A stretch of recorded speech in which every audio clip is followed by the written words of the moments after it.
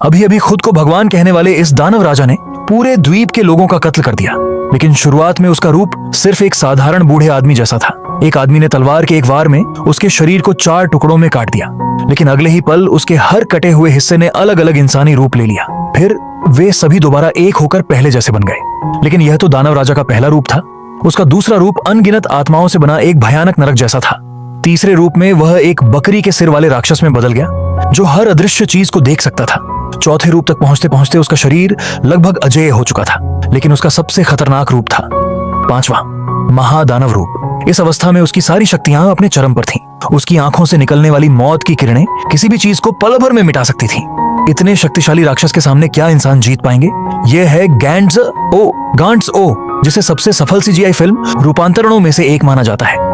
कहानी की शुरुआत होती है कातो से, जो एक साधारण हाई स्कूल छात्र था। एक दिन घर लौटते समय वह किसी की मदद करते हुए अपनी जान गंवा बैठता है, लेकिन जब उसकी आंख खुलती है तो वह खुद को एक रहस्यमय कमरे में पाता है।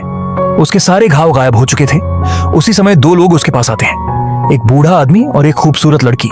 वे उसे बताते हैं कि इस कमरे में मौजूद हर इंसान पहले ही मर चुका है। कमरे के बीच में रखा काला गोला यानी ब्लैक बॉल उन्हें मिशन देता है, और जीवित रहने के लिए उन्हें वही मिशन पूरे करने पड़ते हैं। कातो अभी यह सब समझ ही रहा था कि ब्लैक बॉल ने नया मिशन दे दिया। उन्हें तय समय के भीतर एक दानव राजा को मारना था। अगर वे असफल हुए तो सबकी मौत निश्चित थी। बूढ़ा आदमी कातो को जल्दी तैयारी करने के लिए कहता है। दरअसल वे पहले भी कई बार इस जानलेवा खेल में हिस्सा ले चुके थे। पिछली लड़ाई में उनकी टीम का सबसे मजबूत नेता मारा गया था, इसलिए उसकी जगह कातो को लाया गया था। कुछ ही देर बाद ब्लैक बॉल की गिनती शुरू हो जाती है और टीम के सदस्य एक एक करके टेलीपोर्ट होने लगते हैं। कातो भी अपनी लड़ाकू पोशाक पहन लेता है और अगले ही पल एक अनजान दुनिया में पहुंच जाता है। जब वह होश संभालता है तो खुद को एक अजीब शहर में पाता है। चारों तरफ खून और लाशें बिखरी हुई थीं। तभी टीम को पता चलता है कि उनका मिशन टोक्यो में होना था, लेकिन किसी कारण वे ओसाका पहुंच गए हैं। अचानक उनके स्कैनर में खतरे का संकेत मिलता है।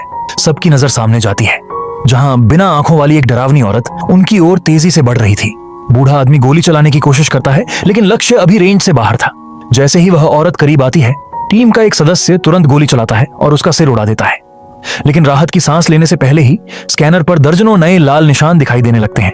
असल में वे 100 भूतों की रात जैसे भयानक हमले में फंस चुके थे। कुछ ही सेकंड में चारों तरफ से राक्षसों ने उन्हें घेर लिया। पूरी टीम जान बचाने के लिए भागने लगती है।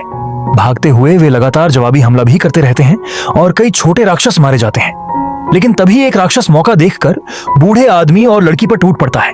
उन्हें बचाने के लिए कातो वापस दौड़ता है। घबराहट में वह आंखें बंद करके गोली चला देता है, लेकिन निशाना चूक जाता है। उल्टा उसका हमला एक विशाल